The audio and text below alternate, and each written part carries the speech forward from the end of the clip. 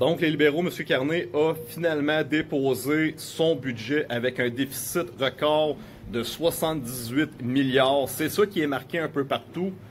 Mais ça, c'est la façon de faire passer la pilule, parce qu'on voyait depuis le début que le gouvernement s'en allait annoncer un budget qui allait dépasser les 100 milliards, qui était complètement catastrophique. Et là, ils ont annoncé un déficit de 78 milliards, mais ça, c'est un mensonge. La vérité, si vous allez lire son budget, c'est un déficit de 141 milliards, mais ils ont l'intention de couper 40 000 emplois de fonctionnaires pour sauver de l'argent. Donc, est-ce qu'ils vont réussir à sauver de l'argent? Est-ce qu'ils vont licencier 40 000 fonctionnaires dans l'appareil gouvernemental? Donc, encore une fois, ils t'ont montré des chiffres, mais ils ont joué avec les chiffres pour te montrer qu'ils ont réussi à obtenir quelque chose en bas de 100 milliards, mais la réalité, le vrai budget, c'est un déficit de 141 milliards. Mauvaise nouvelle pour le Canada, il y a un député conservateur qui vient de changer de siège. Ils viennent de rejoindre les libéraux. Donc, ils sont sur le bord de devenir gouvernement majoritaire. Donc, on pensait qu'il allait y avoir des élections d'ici Noël et tout. Et non, malheureusement. Donc, qu'est-ce qui s'est passé durant la dernière semaine? C'est qu'ils ont voté également la loi C3 qui permet d'amener encore plus d'immigrants au Canada.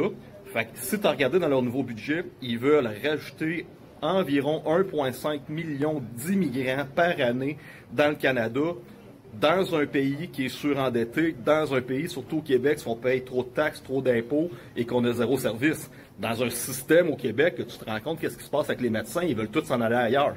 Ils n'ont déjà pas assez de ressources. Et là, tu vas rajouter 1,5 million d'immigrants qui reçoivent toutes des allocations, qui reçoivent des primes pour leurs enfants, qui reçoivent des chèques. Est-ce que tu es en train de réaliser un petit peu qu'ils sont en train de refaire le même scénario d'avant Deuxième Guerre mondiale?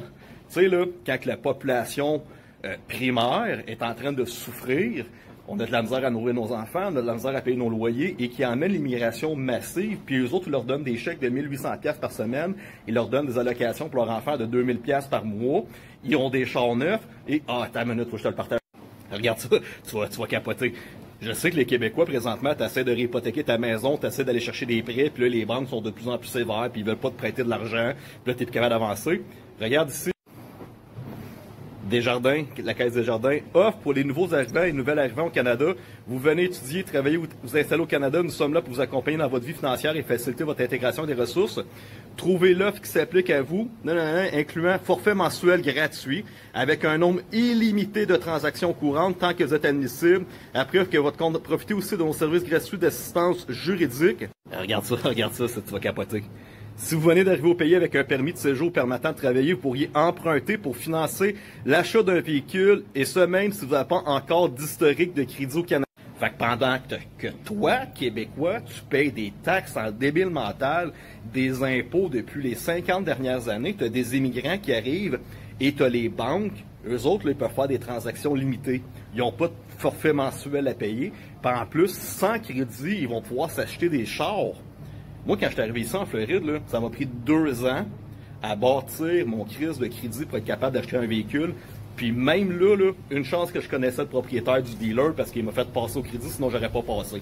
Ici, tu commences avec une carte de crédit prépayée à 500 $. Tu prends ton 500 $, tu le mets dans une carte de crédit.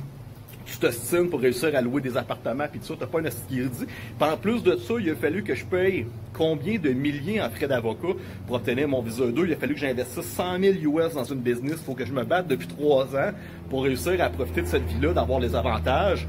Et pendant que le Québec, les immigrants, là, qu'est-ce qu'ils vont faire des prêts? Ils ne paieront pas les prêts ou ils vont être payés. Ils vont payer leurs prêts avec l'argent gratuit qu'ils reçoivent des gouvernements, des taxes et des impôts que toi, tu payes.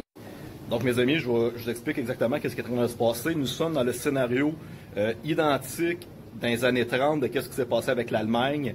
Les immigrants sont rentrés massivement en Allemagne. L'Allemagne, étant donné qu'elle avait perdu la Première Guerre mondiale, il y avait des pressions économiques, il y avait des choses qui se passaient. Fait que la population allemande a souffert. Ils mouraient littéralement de famine, là.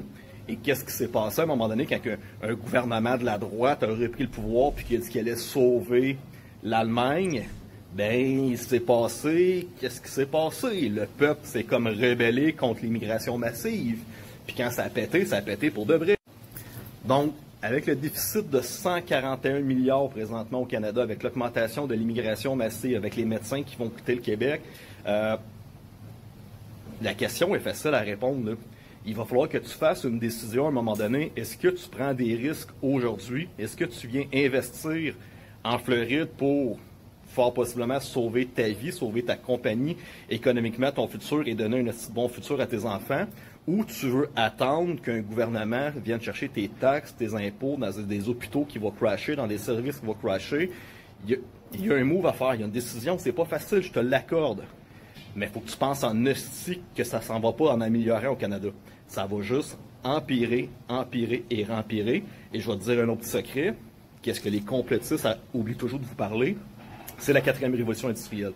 D'ici 2026, 2027, 2028, 80% des gens risquent de perdre leur emploi aux mains de l'intelligence artificielle. Fait que rajoute à ça, rajoute à l'immigration massive, rajoute à tous les problèmes techniques qui se fait et rajoute une quantité innombrable de Québécois qui n'ont plus d'emploi. Tu comprends-tu que le melting pot, il est pas beau là, pour le futur, là? Je fais une conférence le 12 novembre à Québec, le 13 novembre à Laval, déjà plus de 215 inscriptions, des gens qui vont changer leur vie, des gens qui pensent à leur avenir, puis à un moment donné, tu n'as pas le choix, là.